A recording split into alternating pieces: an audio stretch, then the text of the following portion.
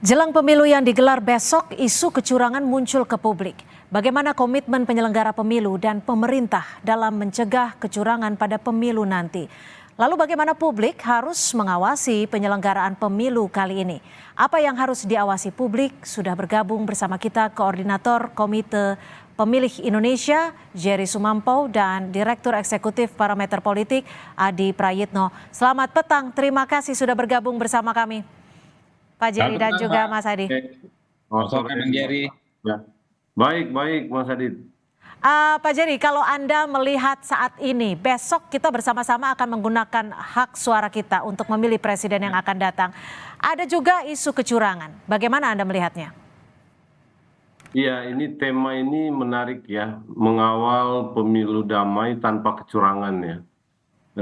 Kalau tadi ditayangkan soal film Dirty Vote itu, ya itu sudah memperlihatkan memang banyak kecurangan yang tidak follow up ya.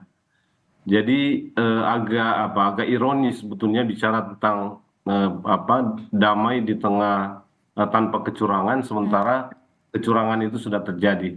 Tapi begini yang mau saya katakan, sebetulnya tema tentang pemilu damai ya, mirisnya itu lebih kepada pemilih gitu ya, bukan kepada para kandidat dan para calon ya, apalagi kalau calon presiden dan wakil presiden serta tim kampanyenya gitu ya. Jadi pemilih yang sebetulnya menyelamatkan pemilu-pemilu kita dengan standar etik moral yang cukup tinggi gitu ya.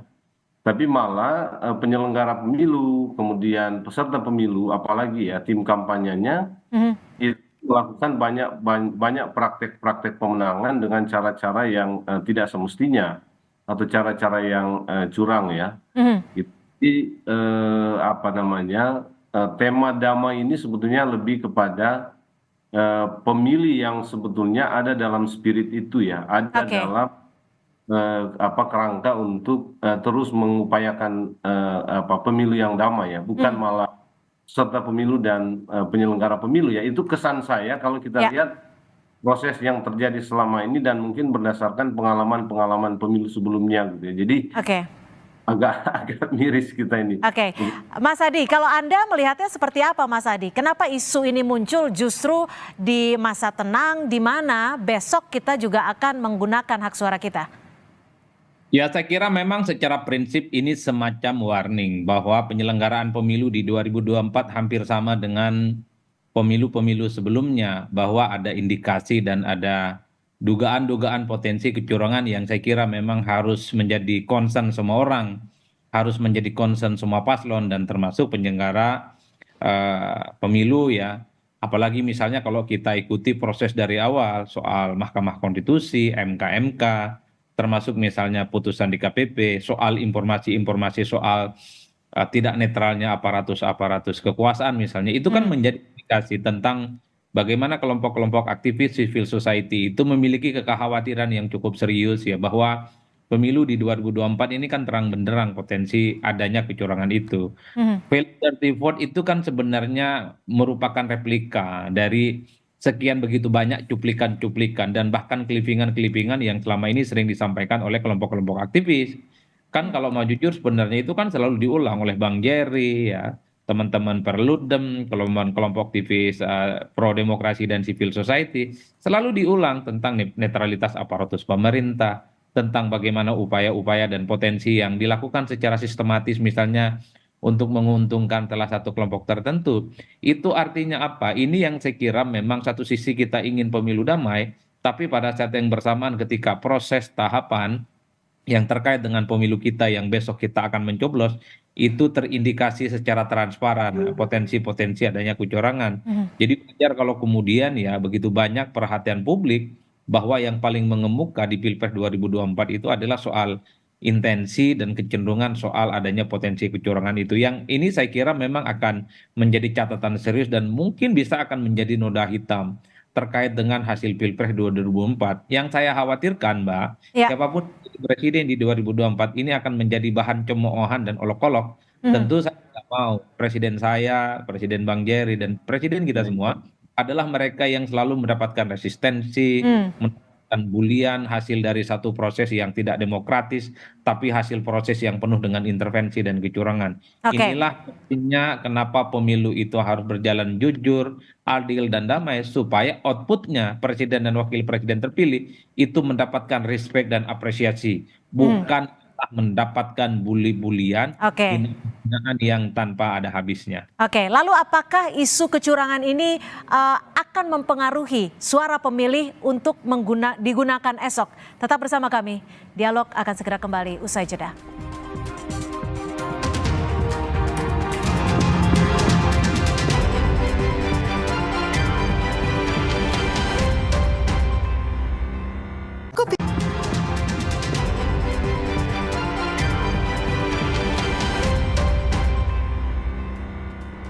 Terima kasih Anda masih bersama kami di Kompas Petang. Kita masih membahas pemilu damai di tengah isu kecurangan. Mas Adi, kalau Anda melihat film Dirty Vote ini, bagaimana perspektif Anda terkait dengan film ini?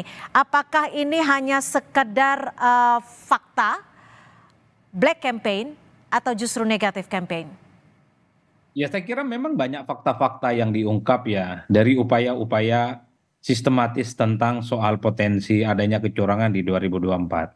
Nah, yang menjadi agak sumir sih menurut saya ketika film ini dinilai misalnya fiksi, misalnya dinilai terlampau banyak asumsi, bahkan dinilai black campaign. Saya kira tinggal ditunjukkan apa itu yang disebut dengan fiksi, asumsi, dan black Hmm, campaign. Problemnya kan sampai saat ini tidak ditunjukkan satu persatu. Film itu kan durasinya 1 jam kurang lebih sekitar 45 menit gitu ya. Tinggal dipreteli satu-satu di mana yang sifatnya hoax dan sifatnya fitnah.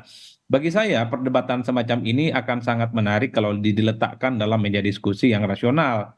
Diletakkan dalam diskusi yang konstruktif ya, bukan langsung misalnya main lapor melaporkan yang saya kira hmm. tanpa ada bantahan-bantahan apapun.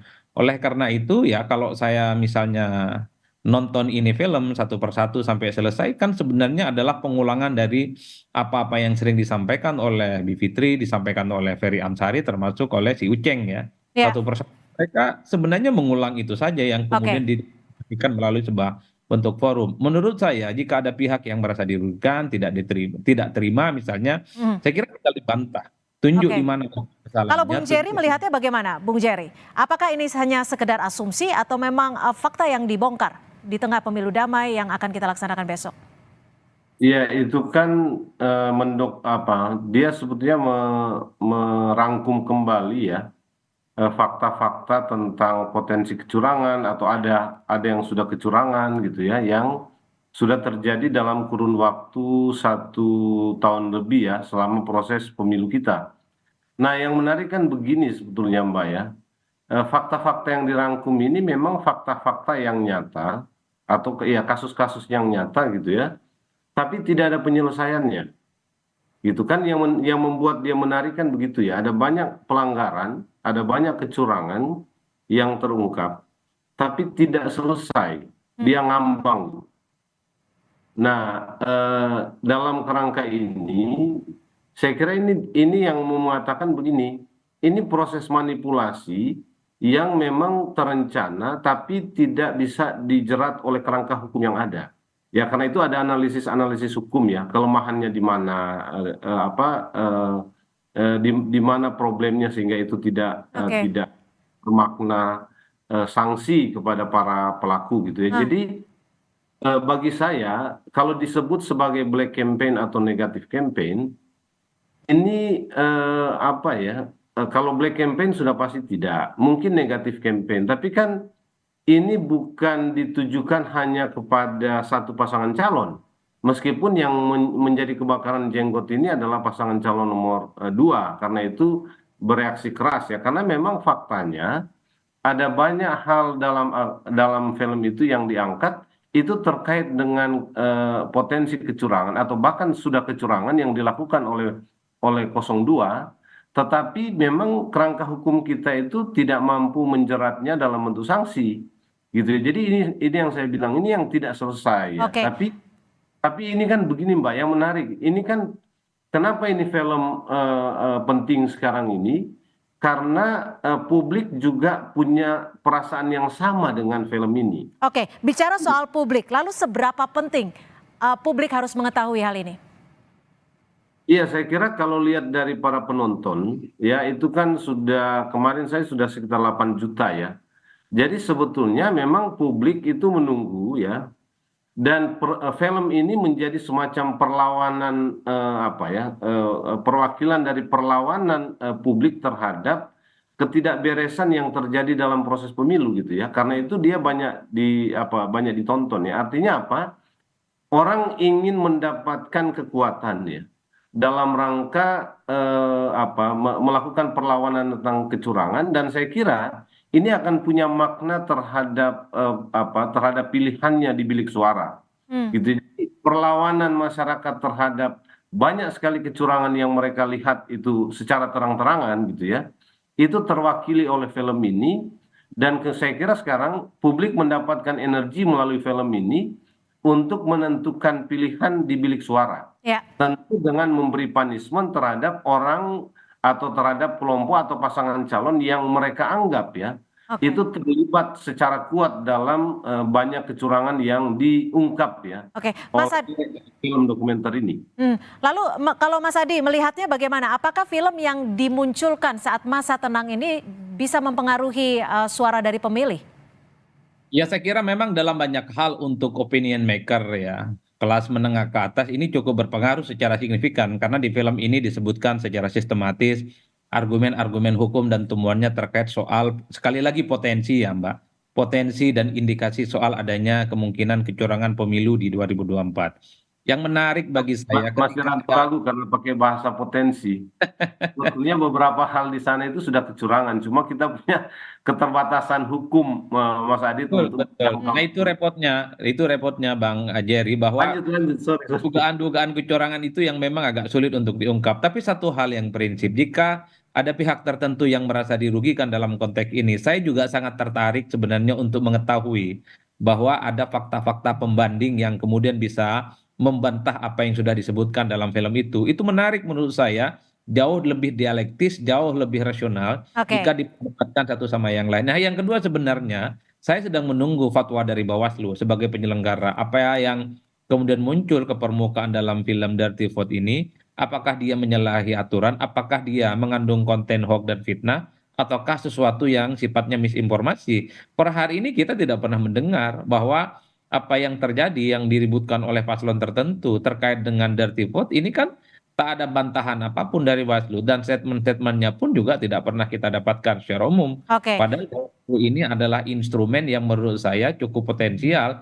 bisa memberikan informasi kepada publik apakah film ini bisa disebut sebagai valid atau sesuatu yang memang sifatnya hoax ataupun Oke, disinformasi. tapi kalau dilihat dari film ini kan sebenarnya dari 1 jam sekitar 50 menit ini dijelaskan ataupun digambarkan secara runut dari awal dengan bahasa-bahasa yang sederhana sehingga sangat mudah dimengerti oleh masyarakat awam. Menurut Anda sendiri, apakah memang film ini ada memiliki maksud dan tujuan tertentu?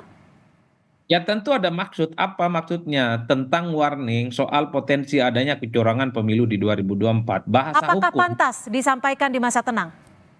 kan ini semacam diskusi-diskusi politik biasa. Itu yang saya sebutkan tadi, ini kan kelipingan-kelipingan pernyataan Ferry Amsari, Bivitri, dan Uceng yang sebenarnya seringkali diulang. Seperti halnya kita mendiskusikan ini, apakah salah?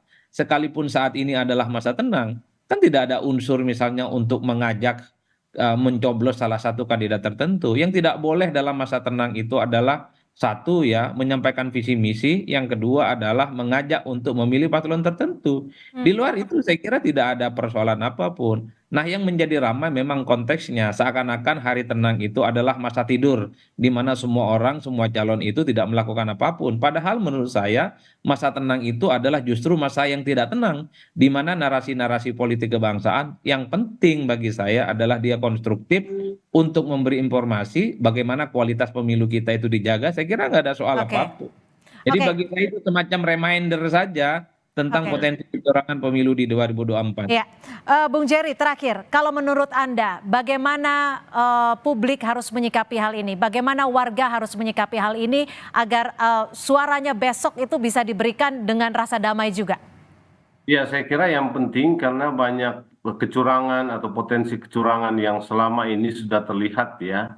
Salah satu yang didokumentasi oleh film Dirty Vote itu, ada kemungkinan proses-proses hitung besok itu juga akan penuh dengan kecurangan atau dengan potensi-potensi kecurangan yang polanya baru. Kalau kami sebetulnya mengidentifikasi ya, karena kan gini, proses yang kemarin itu bukan proses yang biasa. Ada banyak hal baru yang merupakan kecurangan itu dilakukan tapi tidak bermakna sanksi kepada para pelaku atau pasangan calon atau peserta pemilu. Nah, kita berasumsi sekarang ini atau curiga ya, Mhm. model atau pola baru kecurangan di TPS itu juga akan muncul dan kita nggak punya kemampuan menanganinya dengan mekanisme dan prosedur yang sekarang ada. Nah, ini yang kita khawatirkan ya. Nah, karena itu sebetulnya kalau kita mau mengamankan suara, karena suara kita dalam pemilihan umum besok gitu ya, pemungutan suara besok, saya kira yang kita harus mengajak masyarakat itu untuk terlibat lebih banyak di TPS, ya nongkronglah atau hadirlah di TPS itu Oke, mulai sampai selesai, gitu ya, karena hanya itu satu-satunya cara untuk mengurangi potensi-potensi kecurangan, baik, manipulasi yang kemungkinan terjadi dalam proses-proses di TPS. baik. Lalu yang kedua, saya kira yang juga menarik adalah yang juga sensitif dan punya kerawanan itu adalah proses pengawalan suara setelah pemungutan suara ada penghitungan suara ini rumit ya harus Hmm, dikawal juga hmm. khususnya oleh lembaga pengawas pemilu lalu proses rekapitulasi Oke, di tingkat TPS itu kan akan dilakukan rekapitulasi di tingkat kecamatan ini juga harus dikawal ya khususnya oleh baik. Bawaslu makanya begini Mbak Cynthia saya terakhir ya kita Ya, minta begini Bawaslu itu punya pemantau TPS atau punya oke. Baik. sehingga dia punya Artinya tidak hanya petugas tapi juga warga betul. masyarakat diminta untuk berperan aktif Betul, membantu saya kira itu pengawasan yang secara jauh lebih maksimal. penting. Baik, terima kasih Bung Jerry Sumampo, Koordinator Komite Pemilih Indonesia, dan juga Mas Adi Prayitno, Direktur Eksekutif Parameter Politik sudah bergabung bersama kami di Kompas Petang. Selamat nyoblos untuk besok. Selamat sore.